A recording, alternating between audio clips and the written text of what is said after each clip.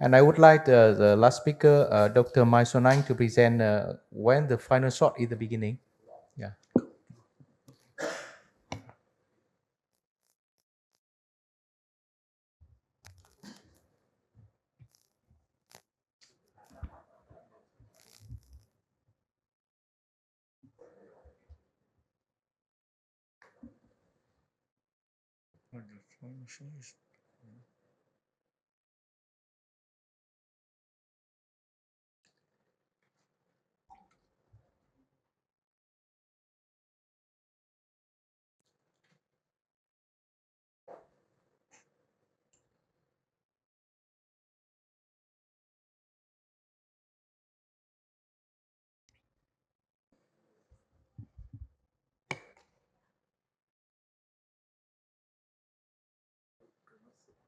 Hi everyone, I'm Dr. An from Huế Center Hospital, Vietnam.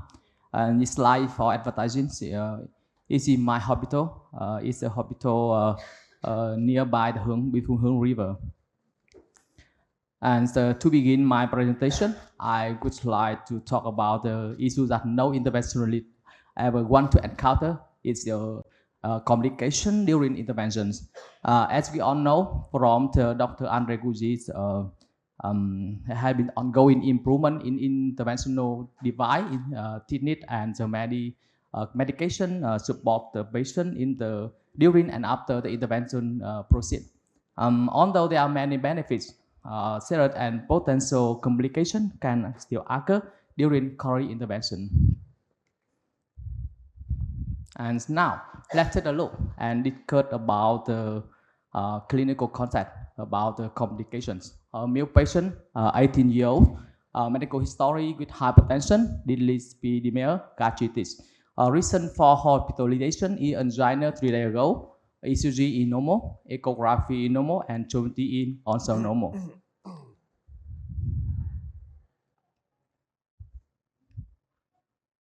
And this is also angiograph visualization of the patient. We can see a simple stenosis in the proximal of LAD. Can you repeat, Bino, please? Yes, yes. Yes. Can you see a simple lesions? It's a stenosis in the proximal LAD with 90%, and the LZ and RCA is normal. And certainly, we have the indication to the intervention did lesion. And as in many other cases, we proceed to intervention with right rudder access, sit up, EBU 3.5, while walk run through. You use dilated balloon 2.015 and place stand 4.018 with tail out of fair.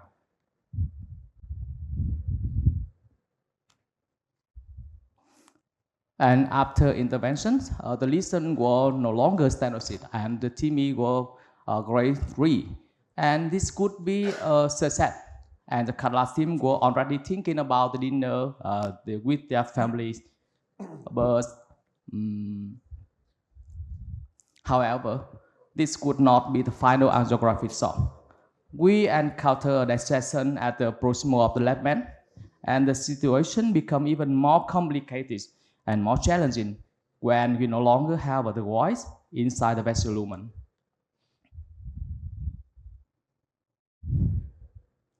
And the team maintained the position of the guiding catheter and attempt to advance the wire into the LCS and LAD. In fact, during the initial intervention, due to an unfavorable thicker position, we already had difficulty advancing the wire into the LADs. Now, with the addition of the attended dissection, it becomes even more challenging to navigate the wire into the LED. Therefore, we decided to switch to strategies of advancing a wire from the left man into the LCD first. This approach was also appropriate at the dissection that had attended from left man down to the middle of LCD.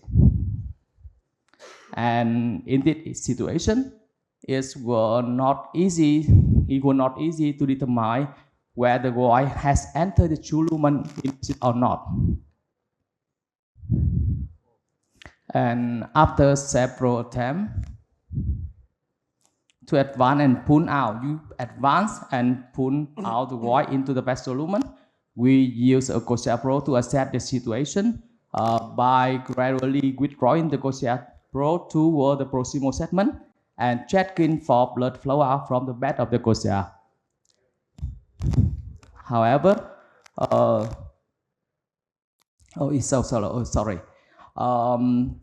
we choose stand 4.018 with Theodore Fair first in the last man LCS. Selected square stand were not too long with the purpose of the cell in the dissection acting from the left man and avoiding attention beyond the bifurcation of the LCS and OM. And fortunately, after stand were deployed, the blood flow in the left man and LAD also improved.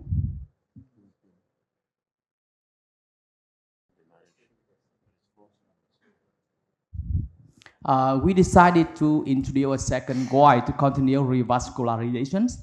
However, this time we could not identify the true lumen in distal segment, not having feeling the free of void, and we failed with Cochlear check-in again. And therefore, we decided to place a stand in the OM and disregarding the occlude in circumflex brand caused by the dissections. At this point, the stand needed to be deployed quickly because to maintain the stability of the patient. And this is the result. We choose stand 4.0, 30 mm with the 10 atmosphere in LZ.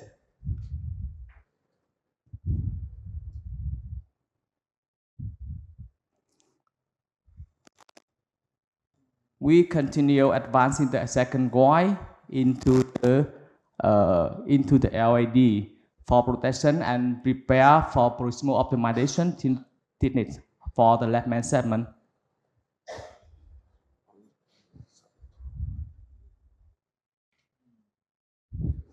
We choose the NC 4.5 with 8 mm with 12 atmosphere. NC balloon dilations were performed in the proximal left main. It's following the geographic assessment, and you can see TIMI Pro, TIMI 3. You can see TIMI 3, and now we decide to stop the procedure at this point as the patient hemodynamic status had stabilized and there were no chest pain. The patient was monitored in several days in the hospital and then discharged, and with the following appointment schedule for angiographic evaluation and revascularization. Yes, you not forget it. We do it and we revascularization in the future. Of course, in case of hemodynamic instability, revascularization intervention must be performed immediately. But when patient is stable, in this case, after how long can a coronary revascularization be considered? It's a question I want to ask for all of you. And after our investigation, we found that the core of the dissection in our case were identified as improper catheter manipulation combined with a relatively strong injection of contrast during angiography. This accounts for approximately 18% compared with the other common cause of dissection due to target vessel guiding juicing after stenting, after balloon dilatation. And after this complication, we got the following lesson for ourselves. Optimal dilation of the catheter should be based on the vascular anatomy and the degree of the altitude dilation. Ensuring proper causal alignment of the catheter with the coronary artery combined with careful catheter manipulation. Catheter engagement into the coronary ostium should be performed with a continuous pressure monitoring system to ensure that there is no pressure dumping or vasopressin, thereby preventing inverted dissection during contract injection. And you should gentle and slow injection of contract with Minifold. It is important to maintain causal alignment of the catheter with the coronary artery during the delivery of interventional device, including stand, standard balloon, curtain balloon, IVUS, or rotablator. And deep intubation of the guiding catheter to achieve strong active support should be performed with a jam corset, and only when the catheter tip is short, the artery is large enough to accommodate the catheter, and there are no lesions at or near the atrium. In addition, the guiding catheter should be withdrawn from the atrium and maintained in position by continuous gentle traction during retrieval of interventional device. And to finish my presentation, I have some conclusion. Despite meticulous planning, accrued appearance, and operator skill, complications associated with PCI can and do occur. It is incumbent upon the anti-catalyst team to be aware of the potential for adverse peri-procedural events and to be in the position where definitive management of complication can be exercised in efficient, rapid, and methodical manner.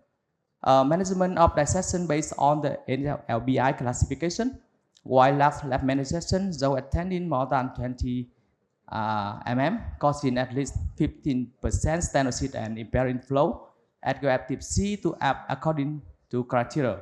This is required from PCI. Type A and B dissection may be managed conservatively with close monitoring and optimal medical therapy. Thanks for your attention. See you in Hue, a beautiful city. I think this is an interesting case, and you can see here there might be two reasons why it happened. Because one thing I think that the view you see you didn't using the cranial view, and you might shortening the left main. And second one is because you put the 4O balloon, and then when you put back the stand balloon, it might not be totally deflation. So that's why when you put back, the whole system jump in and you got a problem. And I think the rest is what you did in the very good way. And is there any comment from the panelists and the audience? Yeah, the last comment. I think this case that we can learn a lot from we always make in mind that the very simple things we keep in mind. For example, before the recruit, in order to take a snapshot, we also watch this catheter tip and the pressure right before. The second is that because he said that it's a very simple case, I think there's no simple case, even though we had the catastrophic, it's even a very simple case like this.